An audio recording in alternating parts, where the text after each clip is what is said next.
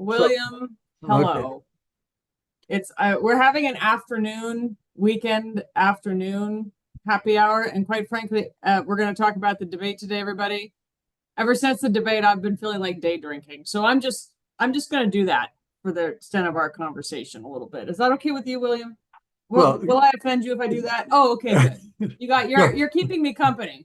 Well, here's the thing is that as you know, somewhere it is well past the yard arm and it's time for happy hour somewhere. So here we are on a Saturday afternoon. It is certainly happy hour time. And everyone needs refreshments when talking about politics Well, and I, political philosophy. fair enough. I think ever since Thursday night, I don't know if I would call it a happy hour. It's more like a recuperation hour or real, or escape hour or whatever you want to call it. Because I have to share some feelings, William. Can I share my feelings? Is that Yeah, okay? that's of course. Yeah, you don't even have to pay the usual nickel. Yeah, we were up. I think I need a shrink. Honestly, after that debate, I sat and I watched the debate it live, cover to cover, the whole thing. Um, and I had a lot of emotions during it, but I kind of, and then the next day, it's been a couple days. It's Saturday. It's been a couple days, and it's kind of like gestated, a little ruminated, and I feel like the thing I'm feeling right now, and I'll explain this, but I just want to see the emotion I'm having right now, the feeling I'm having. I'm kind of angry. I'm angry. I gotta say, I just gotta get it out. I'm angry that we're in this position, after watching the debate. And it's not about I'm angry that we're in the position where we have two candidates, one of whom I think is a good person, and I'll say the other one I don't think is a good person. I'm just gonna say it. Um, but we're kind of stuck. I felt like when I was watching that debate, like I was being held hostage. I felt like I was being held hostage. I felt like I was being held hostage on the one hand to like a torrent of lies, and on the other hand to like I was cringing at times, like cringing. There were moments when I felt like it bordered on elder abuse that we were forcing this poor guy to go through this. Honest to God, like Hey, it really felt that way. if I had written a name on the file of this, if this were one of my cases, that's what I had said. I said, this is a case of elder abuse. I It's mean, feeling, it really it's almost was. I like mean, if you had treated any old person to that kind of a verbal abuse like that under those conditions, my goodness, they would be calling people into, well, anyway, go ahead. well, I'm sorry to it's interrupt. also coming. That was, In the Democrats, like earlier this year or whenever it was, when they were wheeling Feinstein into the chamber, it was just like, to me, that was total elder abuse. So I watched this and I felt like I was angry that this is where like people, I'll just say, just to share personally, like I've got a really busy life. I've got a lot going on in my, like a lot of people, I have, a disabled relative who lives with me. I try to take care of. I got a very full-time job. I have financial concerns like everyone else.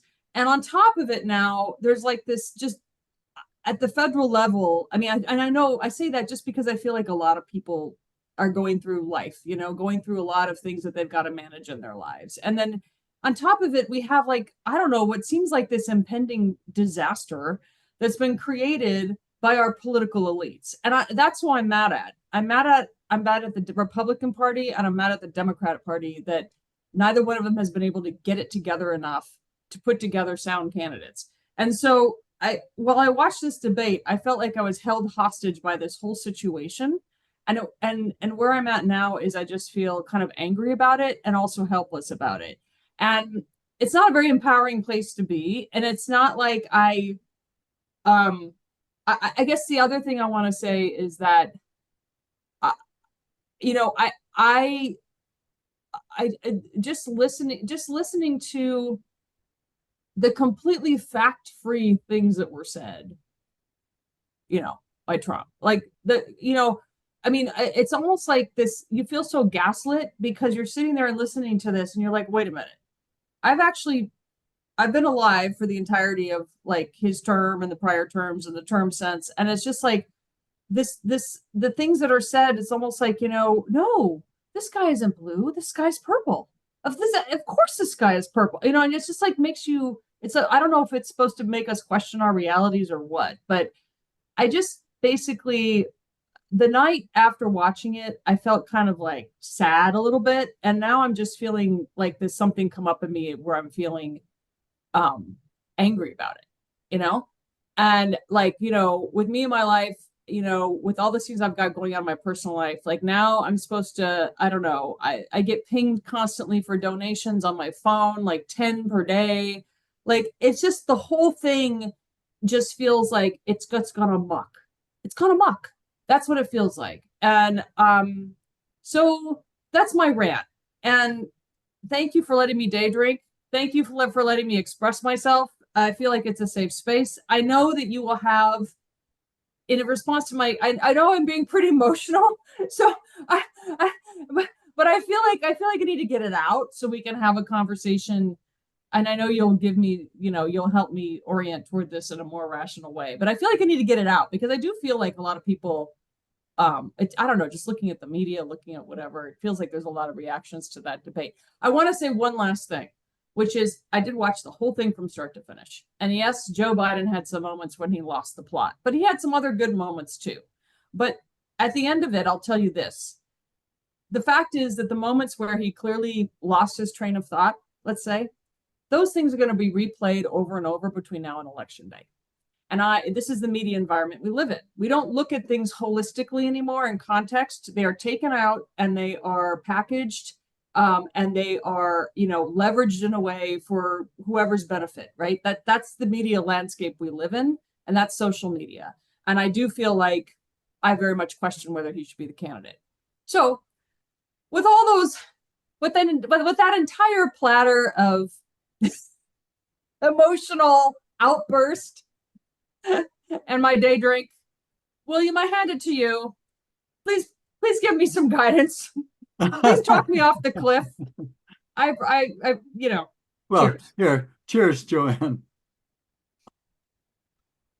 Well, anger is an appropriate emotion.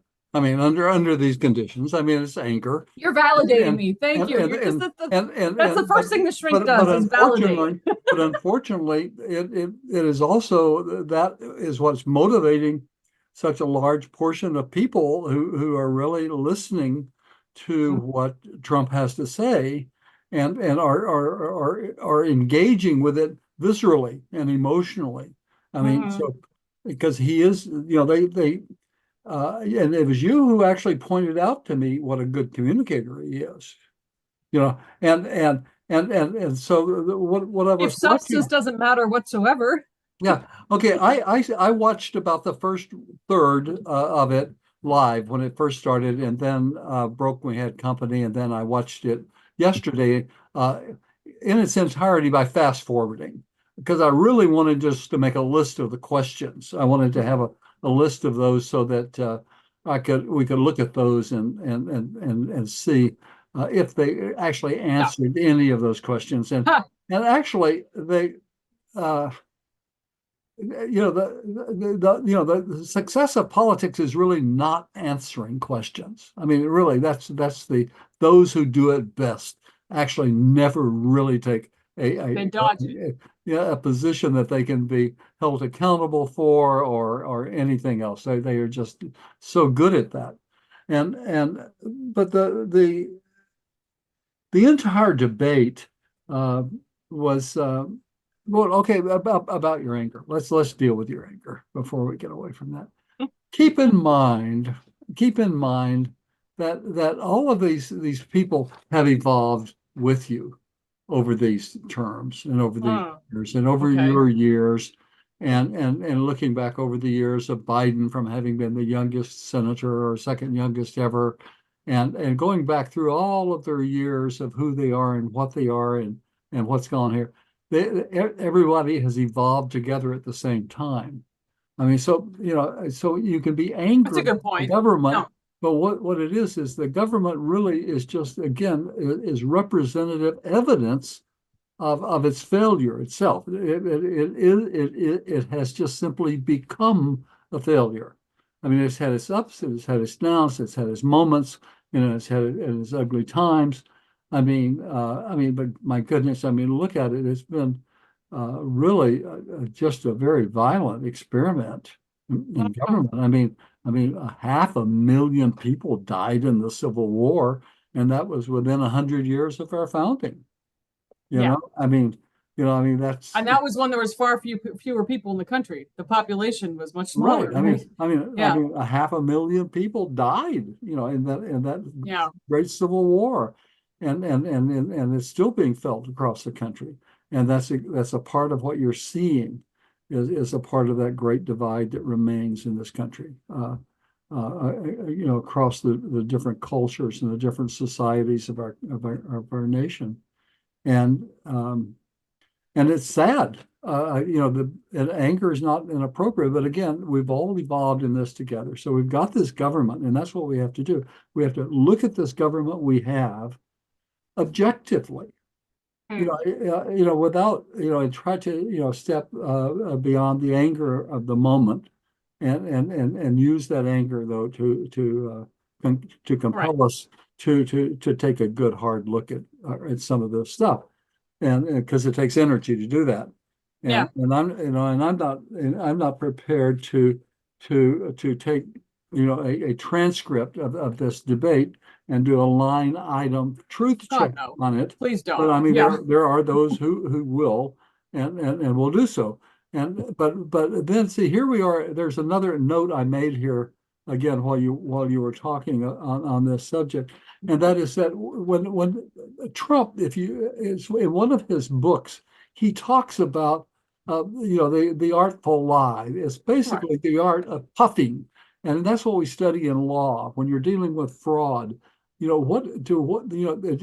There's a certain acceptance in law of the concept of when you're puffing up your product, when you're saying, "Oh, this is the softest mattress the world has ever Mm. seen." Well, everybody knows it's not the softest mattress the world has ever seen, but that's called puffing. And so that's what he does in a way, is that he He's like a puffs, runaway train of but puffing. but his puffing has been clearly shown to be fraudulent in a number of courts. His Trump University was just pure fraud. There was no great courses being taught. It was just Oh God. complete fraud, and other of his investment schemes that in his bankruptcies were hundreds, if not thousands, of hardworking jobbers and intermediary people have been harmed by his bankruptcies, where he's so quick to uh, get away with being held accountable. Anyway, so when he's up there talking, that's him at his best. He's just simply being a salesman, and he is selling what he has to sell, and he did a pretty good job of it. He made a Ugh. couple of very good points last night. The ones that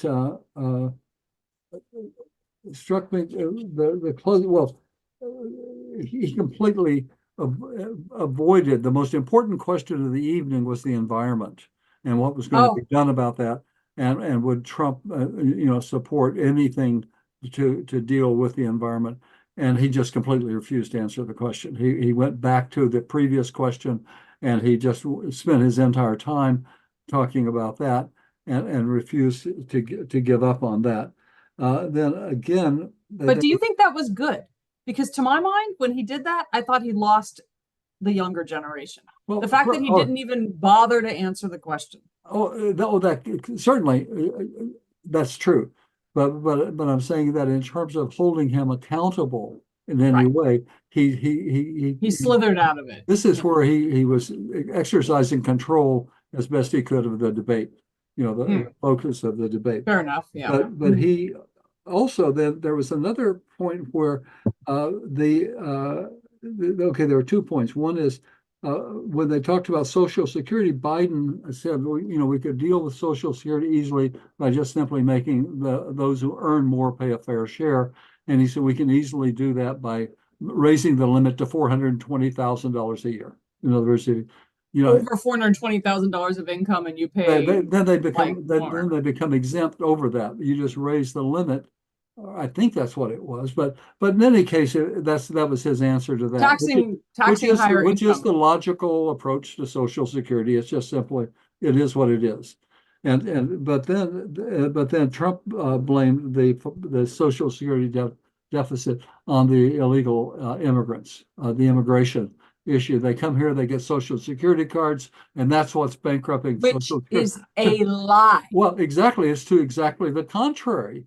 Because they get here, they have to have a Social Security card. They get one, and they pay all this money into it, but it's someone else's Social Security card, or they never ever get the benefits of it. So I mean, and the same thing with holding taxes, many of them. So all in all, that's not the issue. But anyway, that was just a couple of the points I noticed. But then there was uh, oh, then they asked Biden about how he would respond to black people, black voters, about the progress they had made under his administration, and he began to talk about the programs that he's implemented and so forth, and which is his whole approach to this debate was that he was well rehearsed. They had really worked his way through this, and for a man younger than me, I thought he had actually a fairly good grip on the basic facts. They were just slow in coming because he's an old man. It's about delivery. Right, it's about delivery. But then it was the one I was going to say about when they asked Biden about the blacks. Then what Trump came in, and here's where he got a real zinger in. He said, "This is where it is. Okay, you've abandoned the black people in this country because you're subjecting the black people in this country to all of their jobs being taken by these illegal immigrants that are coming in, taking the blacks. And it's not just the blacks losing their jobs; it's the Hispanics in this country." And he hit right on that because these people who are taking your jobs are not necessarily Hispanics. Yeah, he actually He landed a punch, it was but the thing is, we let him land punches without providing any backup data or facts to land the punch. And did he didn't say one statistic or data point his entire debate. no. Whereas, Not, I mean, it's just more like it's rhetoric. It's not really, I don't really find, I mean, I think that he landed a punch in terms of making kind of reorienting people toward the immigrant thing again. But basically, I didn't trust it at all, what he was saying. well, if it was a debate, according to real rules of debate, were be evaluated as to how you addressed a question, and he would have failed the debate horribly because he did not. The majority of the major questions that were directly addressed to him, he refused to answer. For example, the question they asked him was, will you accept the results of the election? And he just kept refusing to answer it. He refused to answer it, and they kept. He said, "Well, if it's free and fair." Okay, no, I wrote down. I wanted to make sure I got this exactly right. This is how he will accept the election, and that is that if it is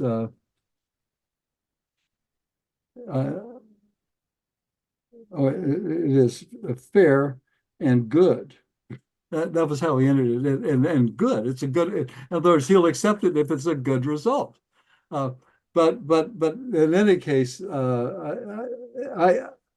was built into the question though. The way she answered, I mean, they asked the question in a way so that it was really like ironclad. It's like, the election is held and all legal challenges are addressed, right? And after that, if it is still determined that you have not won the election, or however they put it, will you accept it?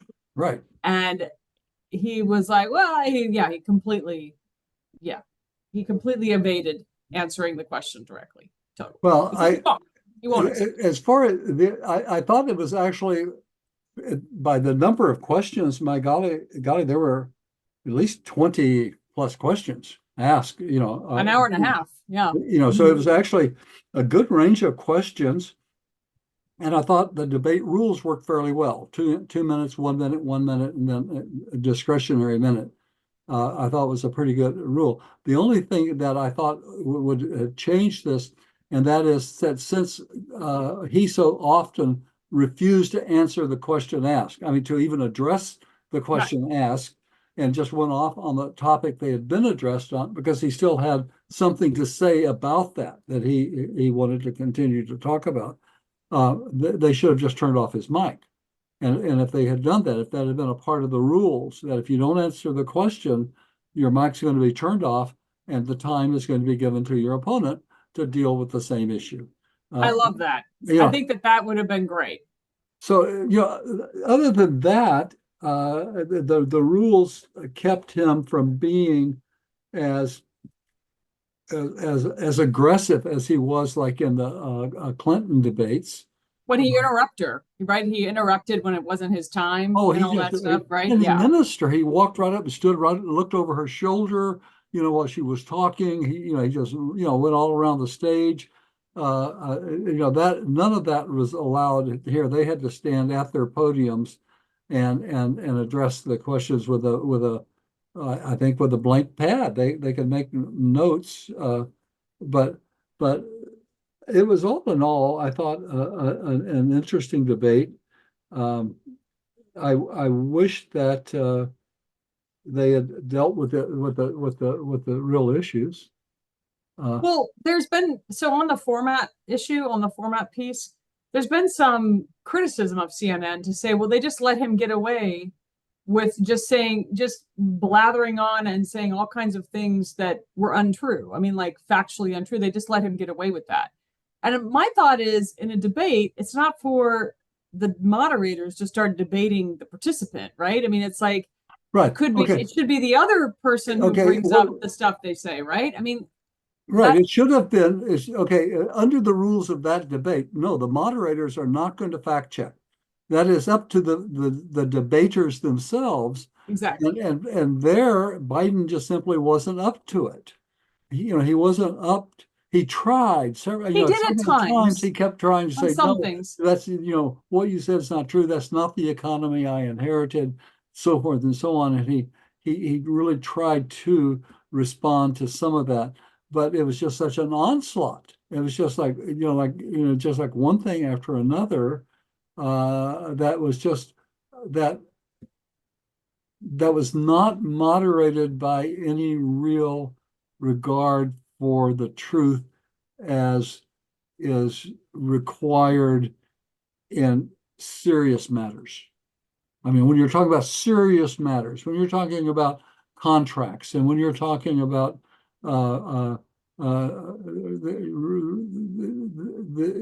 as to who should be our president, in the future. I mean, these are serious matters, and the truth then should matter, and it should be offensive if the truth was not spoken, and I don't know, and I didn't know enough when Biden went through his various litanies of programs, and he had Yeah. all of his talking points, and he himself would in later questions bring back in his talking points about what we did with black colleges or this or Yeah. that. He kept trying to bring in talking points, but by and large, I suspect that Biden was sticking far closer to the truth Oh, that yeah. he was talking about. Yeah. The other, in terms of is just Trump's belief that he can just simply say anything that he wants to say, that is because they either gets elected or not. So what does it matter to him in a way, historically speaking? I mean, if he continues to tell lies and that this gets him elected, then well, so what, I guess. He's president And the of the United question States. is, so there's a few things I walk away with. Thank you. I mean, that helped a lot to kind of like put it into a certain prism and think about it. I mean, I do think fairly, I think Joe Biden did land some good points and punches. I think fairly, I think Donald Trump did have some good moments too. He's much better off the cuff, obviously. And in a debate forum that works well. But I guess for me, it's interesting to see what's happened since the debate. Like the whole discussion, the New York Times editorial board saying that Biden should not be running.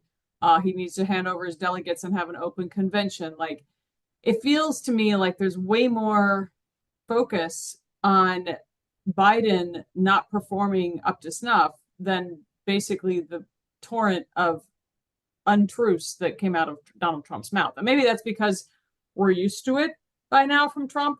But I also think what's fueling it is the anxiety from the Democratic Party of, oh my goodness, we have to do something so that this person doesn't get back in. So these are the sorts of things that are swirling around at this point, in terms of in the wake of the debate. And sometimes it always leaves me with this feeling like, do we have double standards when it comes to Democrats and Republicans? Because like, I get that Biden did not have a great performance. And I'm, as I've said at the beginning of our meeting, like I also question whether he should stay on the ticket or what. But is sometimes I just feel like we just have double standards. Like people are still saying, oh, Trump won the debate. And I'm like, would you really say he won the debate when you really like I mean, when he literally just went on and said things that were blatantly false, like most of the time?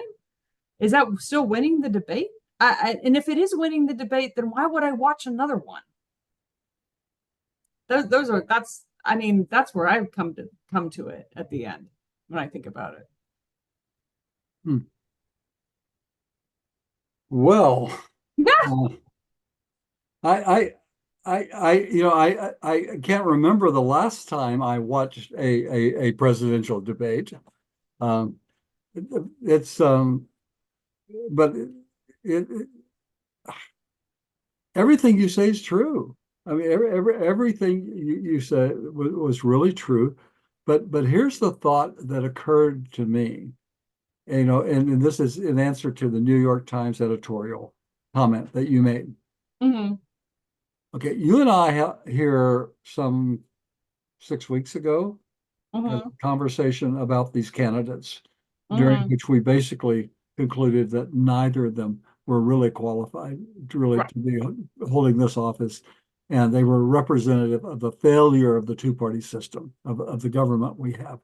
And And it was. so It we're back is. to that, and really without saying a whole lot more than that, but to in all fairness, to look at what took place yesterday and to put it in the context of whether or not there should be another candidate put forth in his place.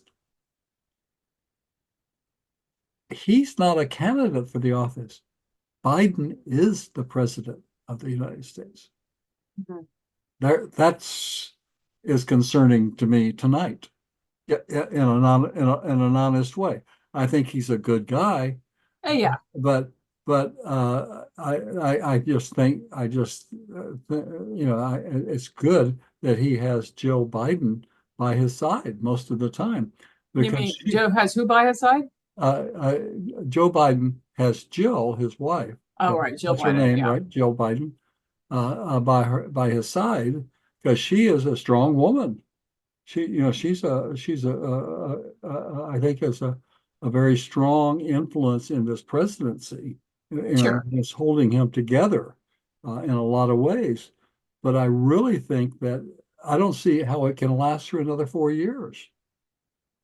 Really, this is. I think I didn't read the New York Times editorial, but I wouldn't disagree with it. I wouldn't think, based upon our previous conversations. And I think that it's good if he does it. It's time to get out now, with time remaining, to have a good open debate about it. What I'm wondering, if he does it, he will adhere to the rules in a way, and he will endorse Kamala Harris, and just simply throw every bit of the support of his campaign behind her campaign. Uh, and if he does that, she will uh, could very well be the next candidate, the Democratic candidate for president. But the question is she the best? Is she the candidate best situated to defeat Donald Trump? There you have it. boy, I think she'll just be a foil.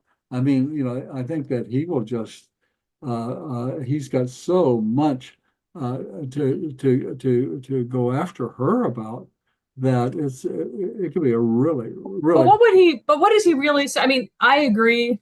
I very much question that she would be the right person to replace Biden on the ticket. Absolutely. But but what is it they actually have to go against her? People like don't like her, but there's like this diffuse not like, which to me, when people said that about Hillary Clinton, I just took it as it's just unspoken misogyny. And in this case of Kamala Harris, it might be both misogyny and racist. Who the hell knows? But I mean, what specifically is it about her that is so objectionable?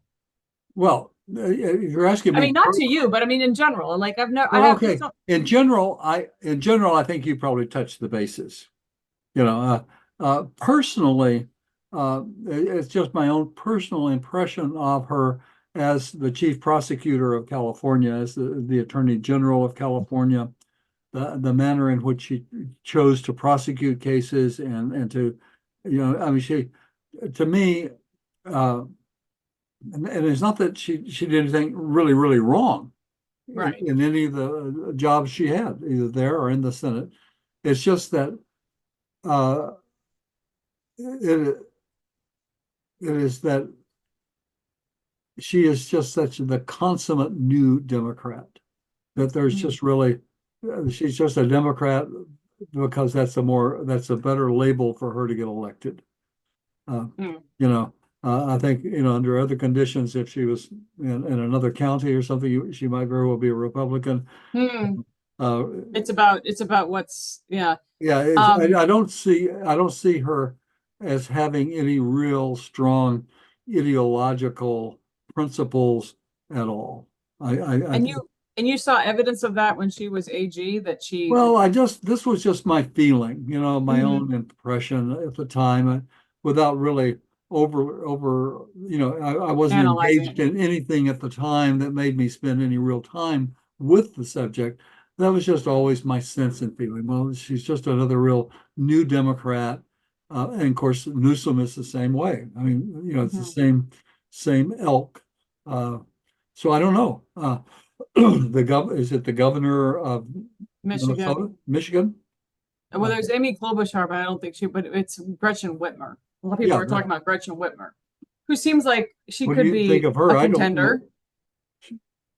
know. Any other impressions about her? Or Well, I mean, I think that what I like about her is she's pretty tough. I mean, like, you know, throughout the pandemic, and all kinds of things that have gone on, she's literally been targeted by the Republican Party, and also at one point there was some sort of plot to kidnap her by some lunatics on the right, fringe, and she's like really tough, and she's held her own, and she hasn't, she knows how to get in the ring and how to stay up in the ring. I mean, I do feel like she's got good cred that way.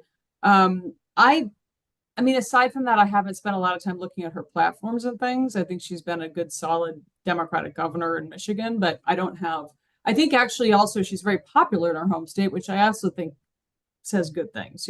sure. Um, so I don't know, potentially her.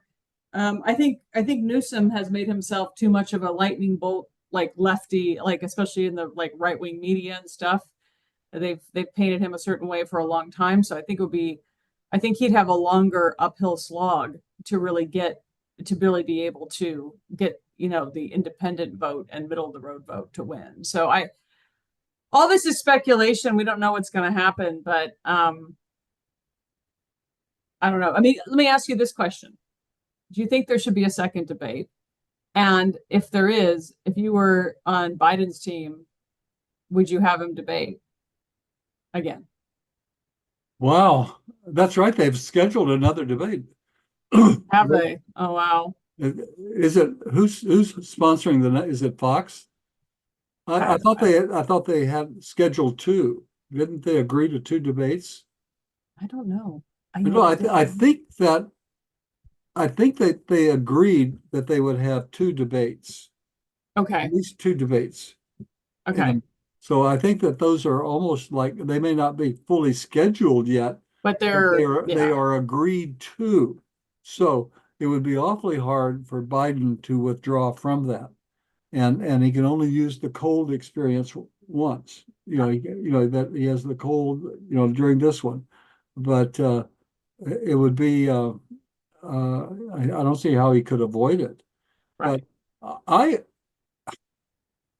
I think that he must be having a Johnson moment, just really thinking, look, I've had this is it. I've had the pinnacle. I've been the vice president. I've been the president. I want to retire and take life easy and get the hell out of Dodge. Go back to Delaware where he's a hero and and Yeah, and let and have a squabble over it.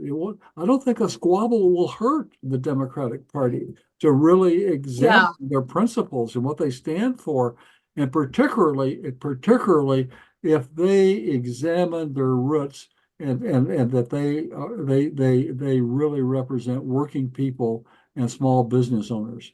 And if they can regain that constituency from the Republicans who went after it and got it. They very skillfully co-opted that constituency, and I And and are trying to keep it by all the migrant bashing. Right. right, Hmm. and I think that that's something that could happen. Uh, Yeah, uh, yeah, but short of that, I think that I'm not awfully hopeful, unfortunately. And yeah, but I do think though that we have to continue talking about what we're talking about here, and that is the Voters' Bill of Rights, yeah. and that the Voters' Bill of Rights addresses these failures of our government itself, And and the not two-party system. not Yeah. yeah, and not the Democrats or the Republicans. It's not in other it is the failure of the system, not the failure of the parties in a way. The parties are just simply are the product of the system that evolved. And Mm. and and and unfortunately, it is not producing policy that is beneficial to our nation. I mean that and the people of this country. I mean Mm. that's the problem. It is and it is actually becoming destructive of our freedoms, of our liberties, and because it is it is being operated in a way contrary to the Constitution. And particularly if you look at the whole First Amendment, for the religious freedom Oh, issues, what's taking place in that whole regard, that so much of our decisions are being made on religious basis, uh, right. and that's Well, we've definitely, I mean, if we want to pivot for just a few minutes, because I mean, I agree with you. I actually, I actually think that whatever happens in this election, the Voters' Bill of Rights and a real fundamental kind of reboot of our system, we need to start working toward that. And it's not about like, oh my God, what are we going to do before November? I mean, that's part of it. I mean, we can try to do what we can. It's kind of like putting a band-aid on a bullet wound a bit at this point. But whatever, what they say, like, oh, you need to start sometime. I mean, and like this is the time. I mean, maybe things have to get pretty dire for people to really rethink things because they have to, because the system isn't working. Um and I thought that debate maybe was a really stunning sort of moment when we all had to face that in some way. When you're looking at these two people on stage who are not qualified for the post for radically different reasons, but nonetheless, that's the case. And, you know, and like look at your like and ask yourself, like, how did we get here? And and there's this week was also, and you talk about the Constitution and fidelity to the Constitution. It's so interesting how people see that differently. But you look at the slew of Supreme Court decisions that came out this week, because this is, I think, the last week they're in session, right? But we still haven't seen the decision yet on absolute immunity. Nope, they're sitting on it. Yeah. So, I mean, when you say, because what I find so fascinating about the whole thing about fidelity to the Constitution is that you have people on the court like Gorsuch and other, we're originalists and we're blah blah blah blah, and then there's these decisions that come out that are not like run counter to the Constitution. What most, I mean, we're not even constitutional scholars, and we know what the First Amendment says, and we know what the separation of church and state is. So, uh, how it's like what you say about the new Democrat. I just feel like this whole thing about like, oh, we're an originalist or oh, we're we're constitutionalists and all that stuff. That's just a reason to justify certain decisions and in other places justify others for like a different for this other agenda.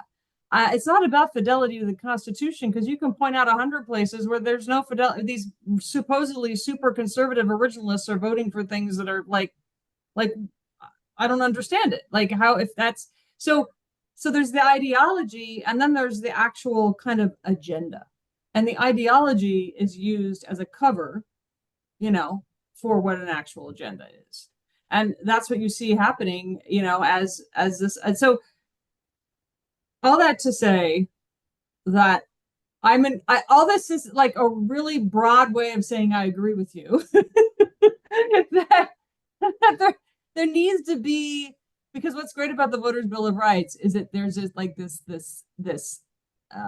intermittent or there's this regular moment when the voters, when the Republic says these are the issues, you know, these are the issues, and it's on a regular basis, and it brings them all back to you need to orient to this. Like we set the policy agenda, not you who say you're one thing and then act the other way when it's convenient. So anyway, Exactly. there's another roundabout rant for you.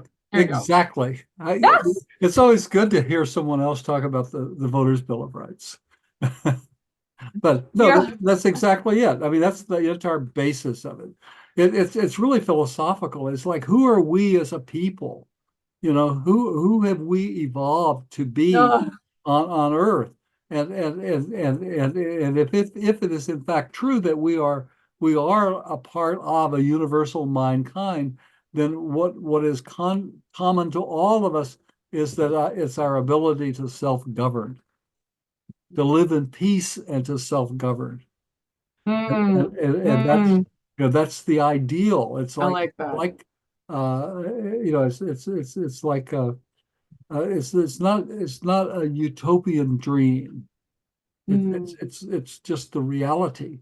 It's the reality of the universe, and we're here on Earth, and we have to evolve ourselves to overcome this latent brainstem distrust of others who look different than us. And we have to overcome that up here, and we have to realize that that is who and what we have become on Earth, that we are mankind on Earth. I mean, go up and look down. I mean, I just flew up north, last week, flew back down, and it's just such a thrill to take off and fly through the air 500 miles an hour and look down and watch the great joy of a young boy for the first time is sitting at the window next to his mother experiencing all of this. It's like it's just we are a marvelous, magnificent being. We just have to realize that that's who we are, and not a war maker. That's Mm. not the nature of who we are. I mean, that's the nature of our of the being we were before we evolved. Mm. But we have evolved from that, and we Mm. have to recognize that there is that difference, and that brings us to all the other questions that we have to address, including gun violence, uh, Next time. as a Next possible time. subject next time. And anyway, I guess we're getting near the end. It's time you gotta hold up the book. Oh, the book. Oh, the books. Well, a couple of the books is, of course, the Voters' Bill of Rights, Transforming America. Go to williamjohncox.com. and you can get it for free along with all of my other books. All of my books are for free at williamjohncox.com. And you can get print copies if you like to mess them up. So you like, really mess up a book, then you can get them at cost from Amazon. They just charge a little bit of money to make them all print. And also the Gift of Mind series is at mindkind.info, including the choices of mind, which we talked about last week. Those things that Extinction or evolution. right, the things that are going to destroy us, or that we overcome. So there is all of that, and so anyway, We're at our conclusion, but I want to thank you for letting me like rant a little bit and release some of my angst. William, thank you. well, this is scary stuff. I mean, honestly, this is very scary stuff. I mean, I'm an old man. I don't expect to live, really. I mean, it would be. I just visited with my first great granddaughter. This 7-month-old little girl this last weekend, and Aw. and that's really the future. But I look at her and I realize that when she is 16 years old, I will be 100. And so I just can't imagine that the odds are in my favor that much that I will live long enough to see Anna become 16 years of age. But Right. but I do think that we have a work to do and a job to do, and this has been. I'm ready for a cognitive test. Yeah. I mean, it is a strain. I mean, honestly, I mean, I felt really sorry for Joe Biden in a way. I mean, I really did. he is like what that one attorney, that one fact finder, the special counsel found. He's kind of Robert Mueller. a nice Oh, no, old the other guy. one. Yeah, Yeah, nice, well-meaning guy. Yeah. nice old guy, is just old and forgetful. And I understand that. It's like as we're having these conversations and I'm trying to suddenly remember something, it's harder and harder to do that. My mind is just not as facile as it once was when I traipsed into court, every day of the Right. week and operated as a trial lawyer. Right. But I mean, you still got it, William. You still got Uh, it.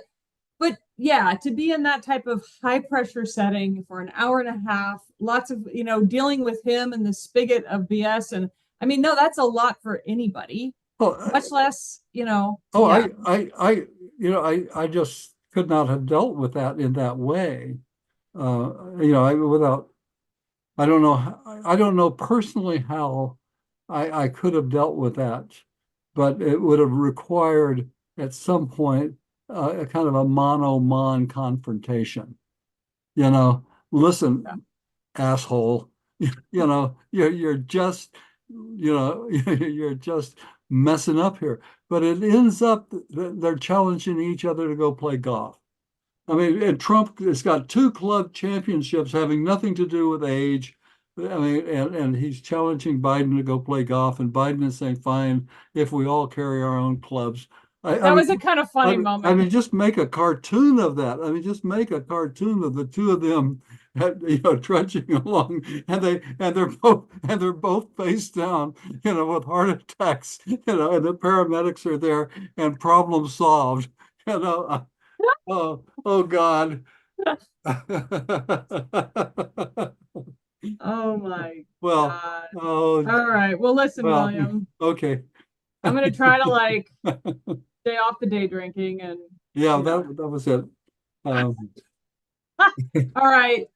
cheers, Cheers. cheers to the people. May your consent Meant to be be governed, governed, never be taken for granted. granted. All right. Take care. Bye-bye, Take folks. care. Bye.